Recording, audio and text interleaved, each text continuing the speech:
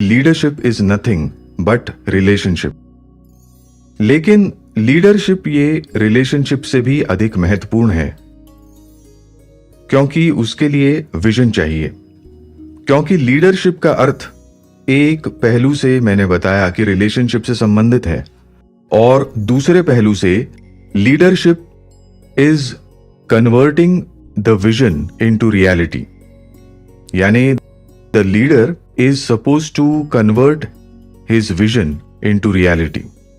इसलिए इस एक वाक्य से हमें यह पता चलता है कि सबसे पहली बात यह है कि लीडर के पास विजन होना चाहिए, क्योंकि अगर विजन ही नहीं होगा तो उसे रियलिटी में ला ही नहीं सकेंगे।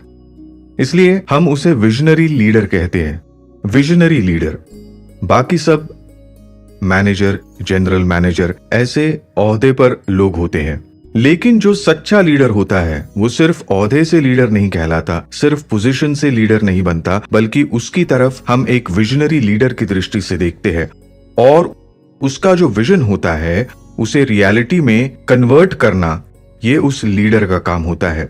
इसलिए सबसे पहले हम विजन का मतलब देखेंगे, क्योंकि विजन का अर्थ है जितनी दूर तक हम देख पाए कि किसी कंपनी का लीडर हो या किसी संस्था का लीडर हो, वो उस कंपनी को कहां तक ले जा सकता है, या फिर उसका एक विजन होता है कि अगली 10 साल में, अगले 20 साल में अपनी कंपनी या अपनी संस्था कहां तक ले जानी है।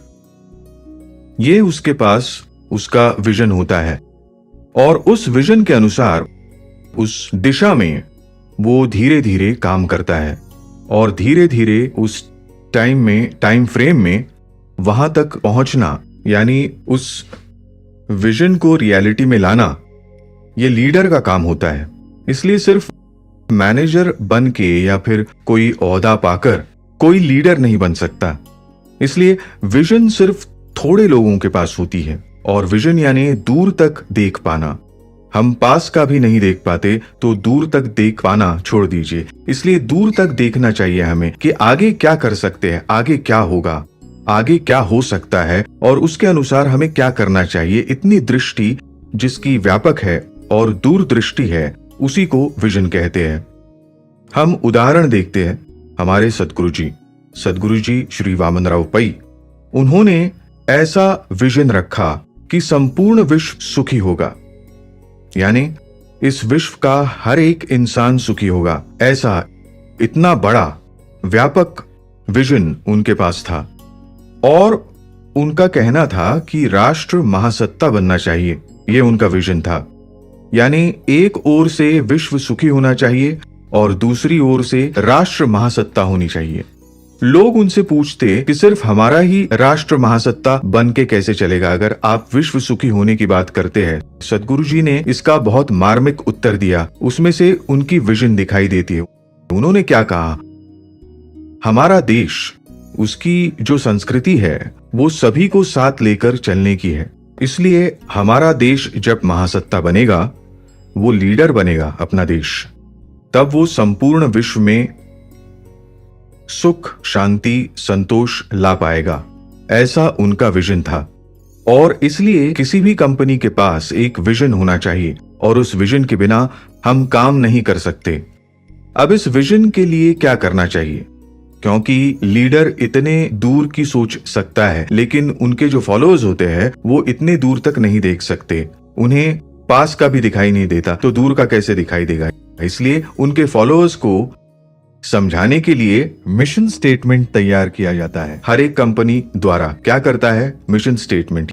यानी क्या कि इस विजन को पूरा करने के लिए हमें एग्जैक्टली क्या करना है, ये स्टेटमेंट कई कंपनियां तैयार करती है। इसलिए हर एक कंपनी को अगर आप देखें तो बड़ी कंपनियां, उनके पास एक विजन होती है और उनके पास एक मिशन स्टेटमेंट होता है।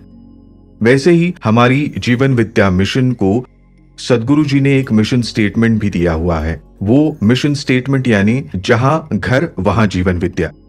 यानी सदगुरु जी को क्या अपेक्षित है कि विश्व सुखी होने के लिए, राष्ट्र महासत्ता बनने के लिए किसकी जरूरत है, जीवन विद्या का नॉलेज, ज्ञान। जीवन विद्या का ज्ञान हर घर में पहुंचना ये सदगुरु जी को अपेक्षित था।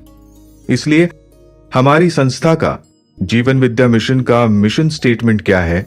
जहां घर वहां जीवन विद्या। इसलिए अब इस संस्था का काम क्या है? हर घर घर में इस जीवन विद्या को पहुंचाना है, भिन्न भिन्न माध्यमों के द्वारा पहुंचाना है, ताकि हर घर सुखी हो सके।